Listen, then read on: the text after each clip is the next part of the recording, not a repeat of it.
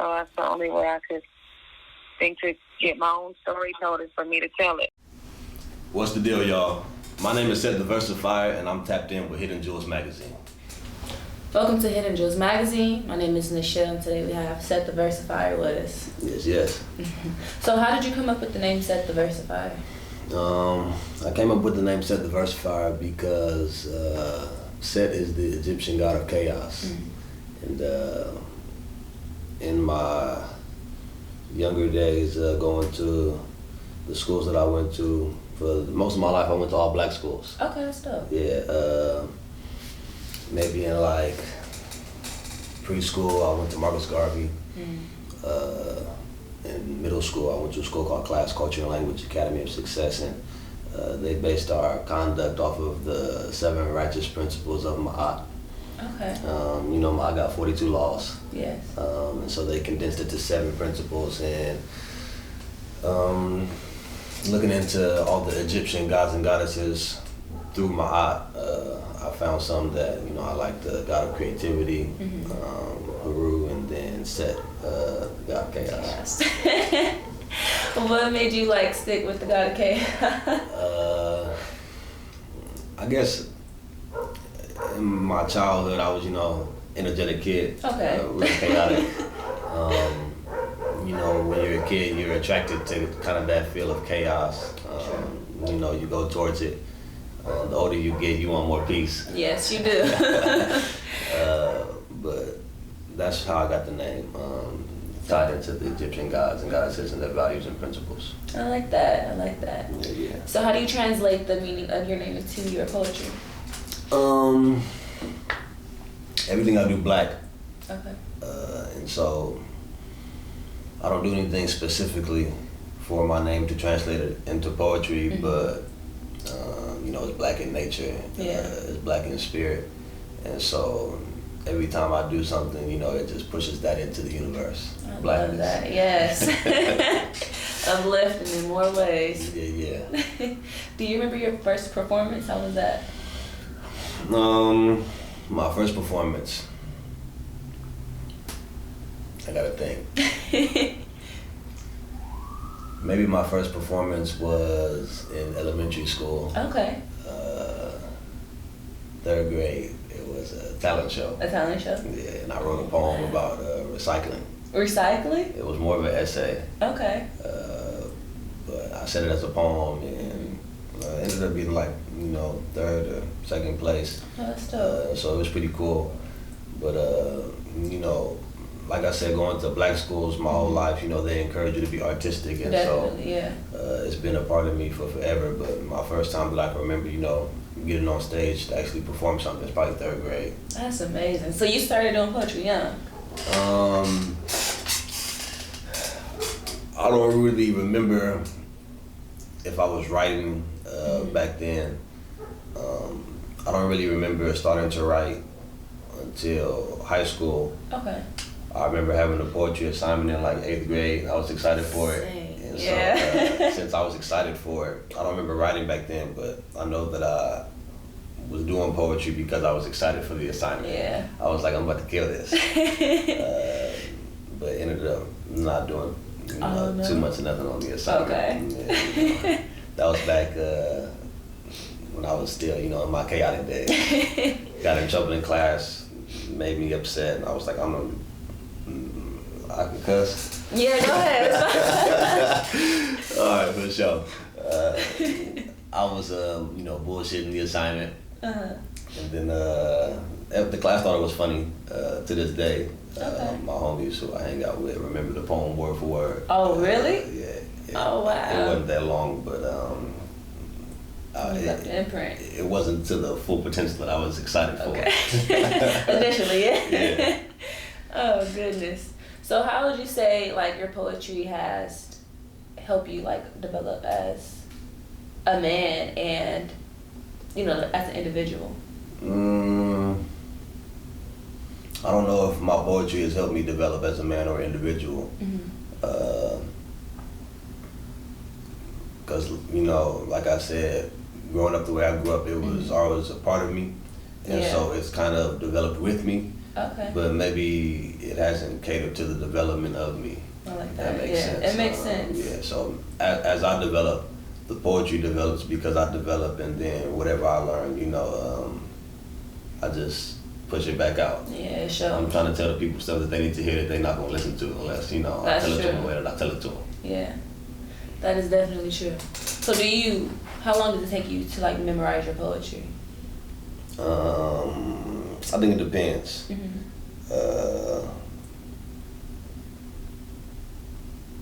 When me and you first got in contact, I went to your page and I saw Label the Color. And I wrote a poem called Black Like. Okay. And I know it now. You know now, okay. And so, when we got in contact, and so somewhere in between that time frame, I've probably known it for maybe 2 weeks. Okay. I probably been performed it 4 or 5 times. That's dope. So somewhere in that time. That's dope. Yeah. I'm pushing myself to start memorizing my poems because I just write, like whatever comes to mind, I just get down and write. So I don't take the time to memorize my poetry, but I definitely should start doing that soon. Well, from I'll give you like my poetical background. Okay. 3rd grade, 8th grade, 2 times I told you, high school, maybe like 11th grade, one of my friends, she started a poetry club. Oh, that's dope. And so we had performances at the end of the last semester. And since she started in 11th grade, 12th grade year, we had one at the beginning of the first semester and then 2 in the second semester, one at the beginning, one at the end. And so I got to college, Dominguez Hills, and my major was theater. Oh, really? Yeah, I was into, the That's arts. nice. That's my nice. whole life. And doing theater, it put you around those creative people, and so I started to hear about the poetry nights, the poetry events that they were doing, and I went to one of the open mic nights, just to listen. Yeah. And when I was hearing the people, I was like, man, it put something in me to be like, all right, let me go up. And so I went up, said a poem, and then the people who hosted the open mic came up to me after and said, we have a poetry slam team, and you should come to the auditions. And so I went to the auditions, and I made the poetry slam team. And so I was on the slam team for 2 years. That's beautiful. The first year we lost. We went to UNLV for the regional competition. Oh, really? And then, once you get that first feel of it, you kind of got a flow. And so the next year we had a new team, new auditions, and that year we went to Fresno for regionals. We won first place by like 0.1 point, not even a whole point. And I was real nervous because I was the last poet to go. Oh, really? And so I was like, man. You took it home. Yeah, but everybody felt better me than everyone else, just because of my experience. Yeah. Not because of capability, because we had group pieces and all type of stuff, and so I've done all of that.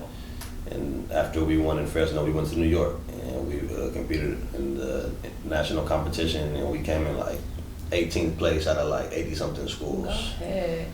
And so like through that time of like poetry,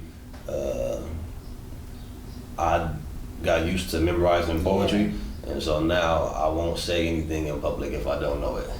Okay, that's good. Yeah. If I gotta read it, I probably won't say it at open mic night, unless it's like an extenuating circumstance of like, somebody's birthday, or we're doing like a workshop and we're writing it down, and then I'm gonna read it after.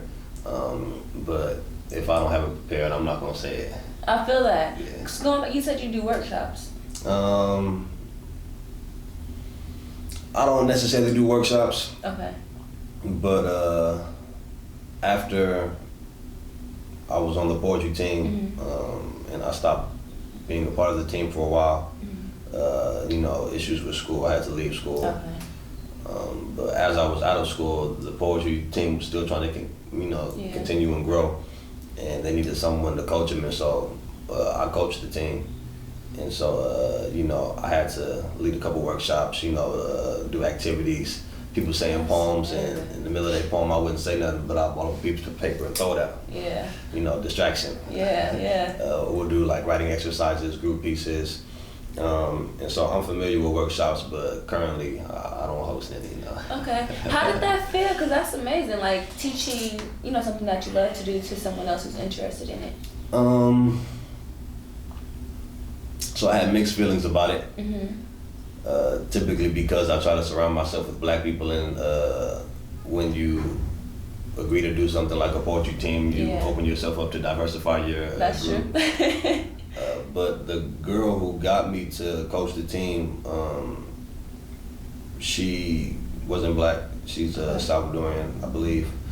And so I told her that I would coach her one-on-one. Okay. Because, you know, I know you, I don't know them. Right. And so I'll work with you. And she was new to poetry and wasn't really sure of herself.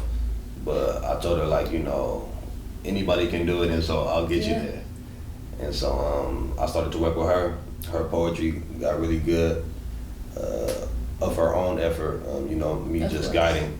And through that, she was like, you might as well come coach the team because we need a coach, and look at what you've done for me. Right. And I was telling her, you know, you did it for yourself, but if you guys need someone to guide you, I'll come try to help guide you. And so I coached it. I forgot what the question was from my story. How did it feel, you know, educating others?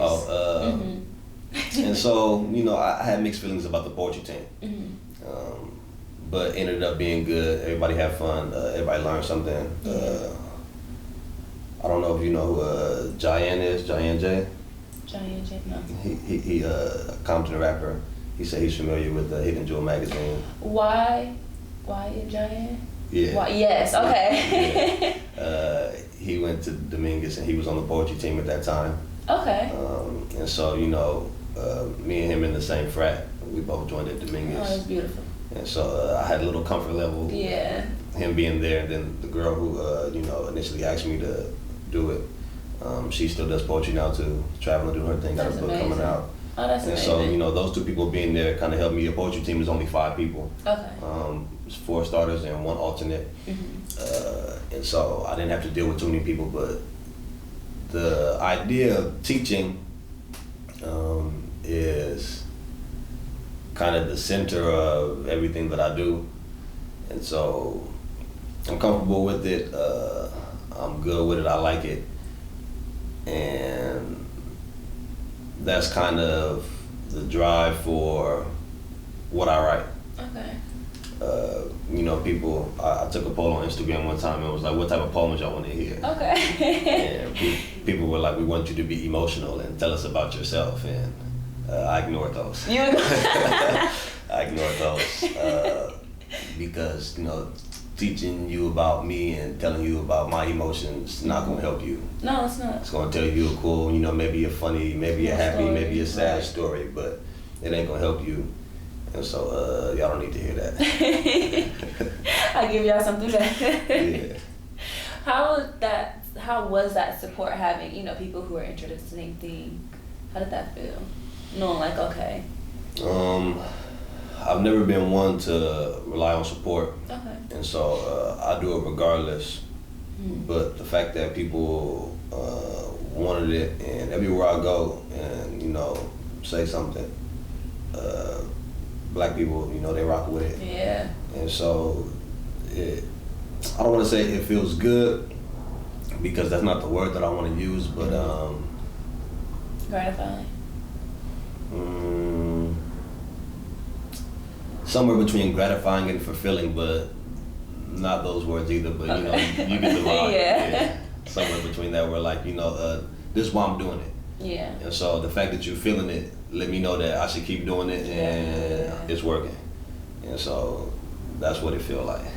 Yeah, I understand that completely. Yeah. So how would you say, you know, growing up in your community has shaped you or helped you, well, mold you? I credit a lot to who I am as a person, to Inglewood. I credit a lot to who I am as a person, to the black schools that I went to, and my family structure. And so those are probably like the main three things. I grew up in a household with both parents.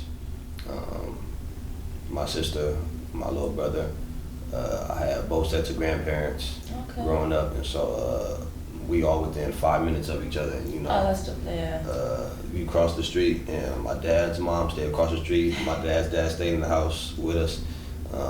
You go 5 minutes the other way, and both my grandparents in Hawthorne. And so that's amazing. We grew up pretty close knit our whole life, and when you surround yourself with not only, you know, your community but your specific people, it do something to you it does. That you can't get if you don't have that.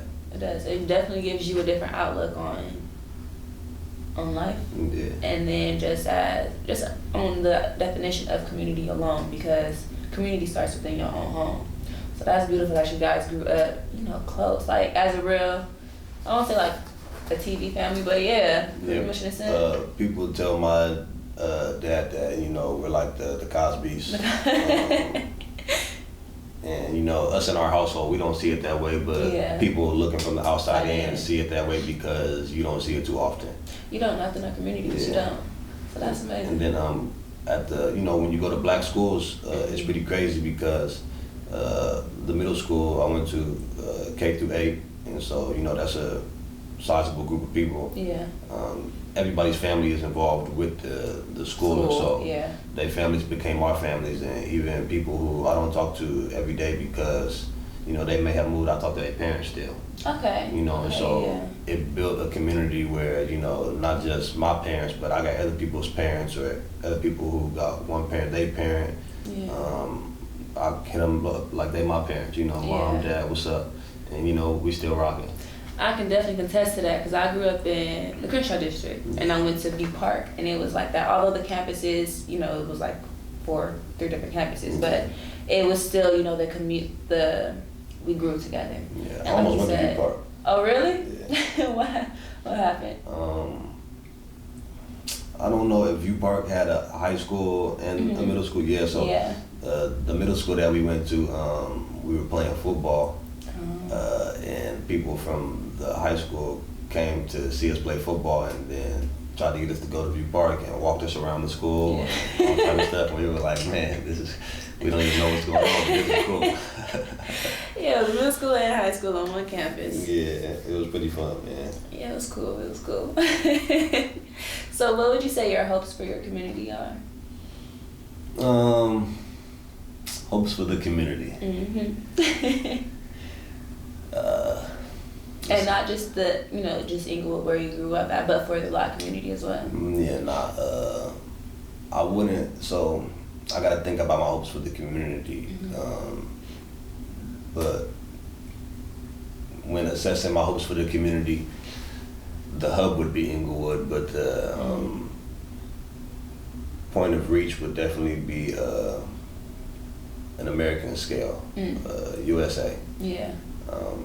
I wouldn't be too focused on the international community, really just the people who are in our space because, you know, we got that mentality that needs to change. But the reason it's so difficult for me to think about the word wasn't goal for the community. That was sort of goal, hopes for the community.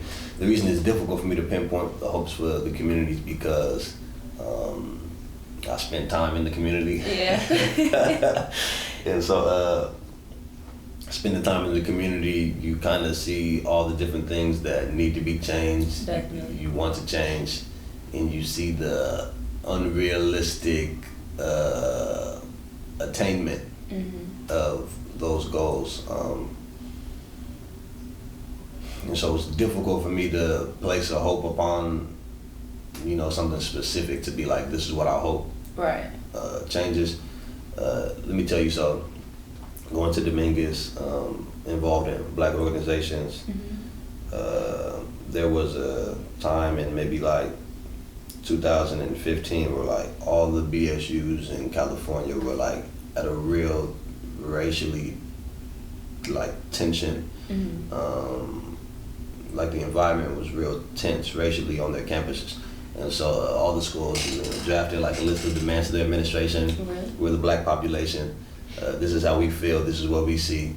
and this is what we need to feel comfortable. Okay. And so on the campus of Dominguez, I was involved in that, and by that point I already had knew that, you know, the community was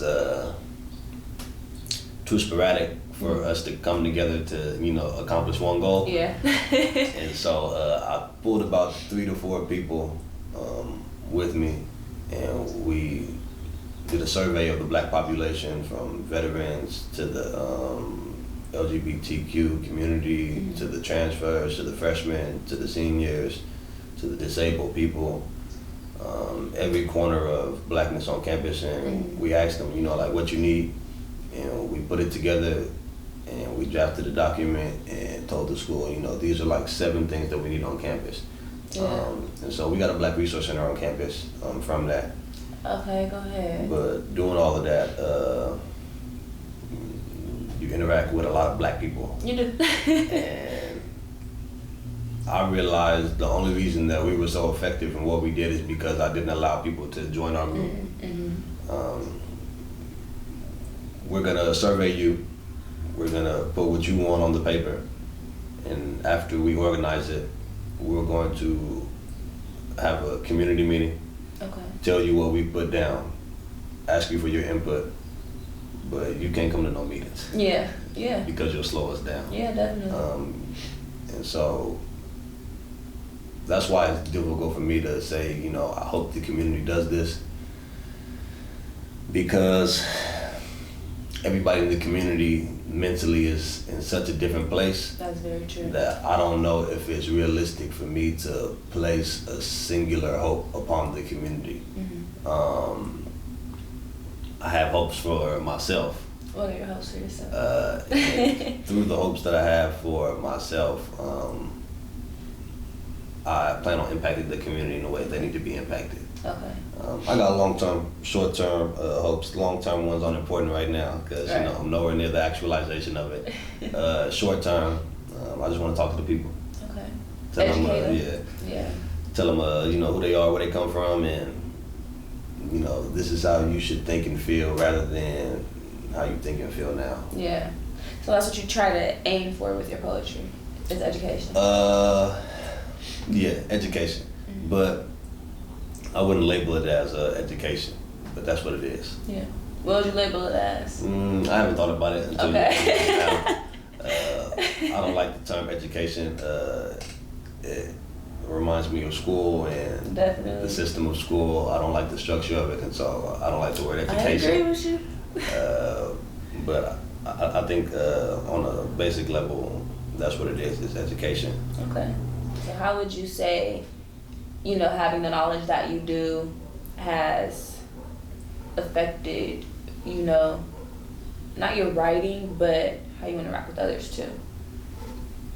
Like, not just the school basis of education, but as far as, you know, like reading books and getting out there and like the experiences that you've had. What do you mean, how I want to rock with others? Like how, you know, because like people say, I got in a situation and it taught me how to, you know, speak to people differently, or it taught me how to respond differently. I think that you should be authentically yourself in every situation. You know, there's a black movement at one point being unapologetically black. Yeah. And it took off and it stuck with people. You know, me, like so many other people from my generation, am a #1 Tupac fan. And so, you know, Tupac, at one point, he said, you know, I don't want to be a role model. Yeah, no. That's not my get down. I want to be me, and you know, by you looking at me, you don't learn how to be like me, but learn how to be like yourself. Exactly. And so, I try to tell people pretty often that, you know, you should be you in every situation. And so, nothing that I do, I try to fit it into someone else's box. And so, I don't really like to read. Okay. I don't read. I don't have anything against it. It's just, you know, not my get down. Yeah. Maybe an audio book. Okay. But I do read like some things. The last book I read was Seize the Time. and it was about Huey Newton, the Black Panthers, and them coming up. The Road to Good Concrete, 2-box poetry book. Right. Stuff by Maya Angelou, artistic things or things that teach me something about the community. Okay. I really don't like the structure of books. No. No. Explain that. I just don't like the system in which we've been placed that tells us this is the proper way for us to learn. Right. Okay. And everywhere you go, it's like if you're not reading books, you're not really Educated or educating yourself, higher, enhancing your intellectual capabilities, stimulating your mind. And that may be part of it if that's how you can interpret knowledge. But everybody different. That's true. And so I think it's situational on how we stimulate our brains and stimulate our minds. Some people may need to read. Some people may need to go out and swim in the ocean. Oh, yeah. And so I've never been one to read. And even when people try to force me to read, it's like, yeah. I'm not even gonna take the time to spark notes this, That used to come in handy. I'm gonna just tell you, I didn't read that. I read the cover on the front and the back. I read the front and the back. It really didn't tell me too much about the book, but I saw that I didn't like it. Yeah. Oh, good. So what do you have to say to the saying, don't judge a book by its cover? I judge every book by its cover. Whether it be people, whether it be books, whether it be a car. And sometimes you get fooled. But, I think that it's all a part of, who you are and how you interact with society within your own self. Yeah. Because judging the book by its cover has also, gotten me out of bad situations. Yes, I believe that, yeah. Yeah, and so it just depends. I would say, if you have the capability of looking at a book on its cover and seeing what's inside of it, then look at the cover. If you need to open it, then you should open it because you don't know what's in it. Right. And so it depends. I like how you think. I was telling someone when we first got in contact, and I was looking at this stuff, I said, she on my vibrations. For sure. Definitely. Do you have any shows that you're about to do anytime soon? Yeah, I got a couple of shows. One in Long Beach is coming up. I think it's February 16th. I don't have the flyer for it. Another one is the Crown Royal Experience. Yes. I believe the date for that one got changed to the 20th. And I think that those are the only two that I have scheduled. I had 2 in January and then 2 in February. But other than that, I'll be at your local open mic. Okay. Dropping some blackness. I will be there. Will you be at the Compton Open Mic on the 30th? So I go to the Compton mic. I love the Compton Open mic. I love JB. Yes. But JB is doing a community open mic that doesn't allow me to cuss. That is true. No cussing. Yeah. And so No cussing. I go to the Compton Open mic, and sometimes I watch. One time I performed and they overlooked some of the cuss words because no one noticed it because of what was said. But that's where I first saw you at the Compton Open Mic night. Compton Open Mic. Yes. You were there? Oh yeah, I go. Yeah. So I was like, oh, he's man, brilliant. Yeah, and so that's the time I'm talking about. I told her I was like I cussed. She was like, I don't think anyone noticed, and I was like, for sure. And so I go, but I don't know if I'll be speaking because I cuss a lot. Yeah. Okay. Okay, I feel it. But before we leave, I'll tell you the Black Light poem since Yes. I wrote it from your phone. I got inspired. Okay. Do you want to perform it? You want to do it at the end or? We can do it right now. All right, we can do it right now for sure. So I got an intro that I say every time before I go. It's what's the deal, y'all? My name is Set.Theversifier, and I'm here to diversify the way that you've been trained to think.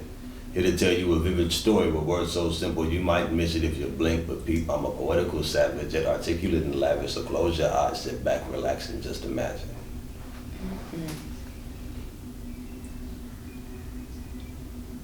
The color black, defined by one of its many definitions, is described as the darkest color.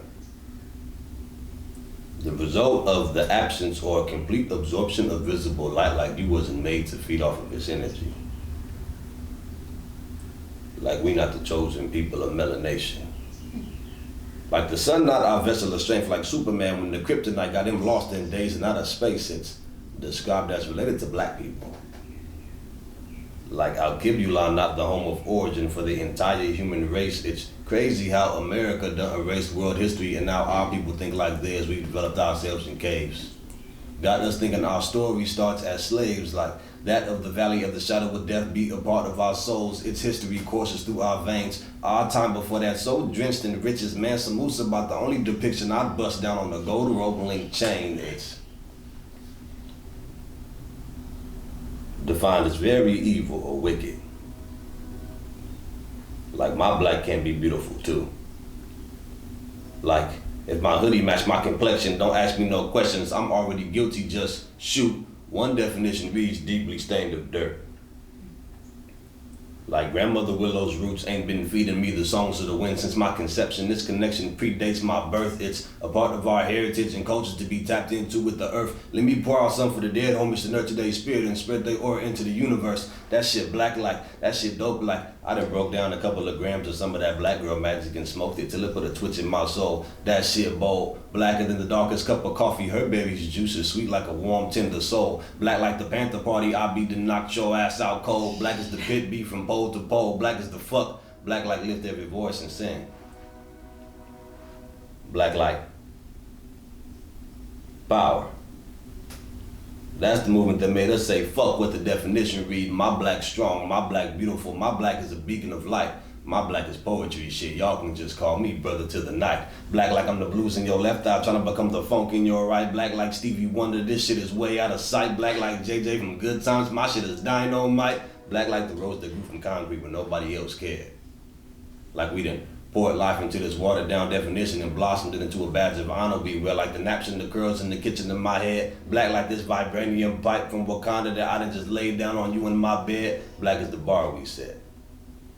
Your black is a gorgeous symphony orchestrated from the strings of God's harp, and you better not never forget it. Black be whatever we make it. Y'all reckon I started to write me a dictionary the other day, and a synonym for the word black was greatness. Described us as the most hated. Wish they could be like us, but some shit just too authentic to be fucking replicated. Listed it as a verb because it don't define me as a person, but you gotta play out the part of how you want your story to be commemorated, and I want you to remember me in blackness. Tell them how this God of darkness spoken to his people a self-loving type of action. Tell them how we relived our depiction of black until we kicked our feet up and laid our head back and read the definition of satisfaction and thought, goddamn, I'm black. Ashe. I always say Ashe at the end of all my poems, you know, just to put it into the universe. Yeah. Let it be. I know what Ashe means. Explain to them what it means. So I always explain Ashe as an affirmation, but I think someone said the simplest way to explain it is, so it is. And so that way, you know, everything that you're saying, you're speaking it into life, speaking it into existence. Like, you know, this will be because it is, and it always will. You are amazing. Oh my God. That's how I got hooked on your poetry, is because of your intro. And I was like, okay, I'm about to get taught something real good. Let me just sit back and listen. Yeah, so I don't really like talking to people. And so when I go to open mics, I can't, you know, go up there and be like, hi, how you guys doing? You know, my name is SetTheVersifier. I'm gonna share a couple pieces with you guys tonight. I could do that, but I don't want to do that. It opens it up for people to, like, you know, also talk back to me. Yeah. And interactions with people if they're not like individual like this, it's not my strong suit either. I don't like it. I could do it and no one will know that I have a problem with it, but just personally, like, you know, it doesn't sit well with me. I agree. And so I made an intro so that I can get on stage, introduce myself, and say my poem without having to speak. And I'm in a group chat with a couple of my frat brothers, and they told me that, you know, I should do an outro. Okay. And so I just did an outro, and I'll be working on my outro. It's real quick, but it basically says, you know, thanks for being black with me. Follow me on Instagram, and I'll see y'all later. I love it. I love it. So that way I don't gotta talk outside of my poems. Yeah. Open box, close, open parentheses, close parentheses, everything else in between. Yeah. I love it. I love it. Oh, goodness, I'm excited. This was definitely a pleasure because I was like, I just gotta meet him. This is an honor for real. Nah, man, you know, the pleasure's mine. You know, you out here shedding light on black people in the community, and so it would be rude of me not to participate. Well, I appreciate it. Yeah, no problem. Thank you. Thank you.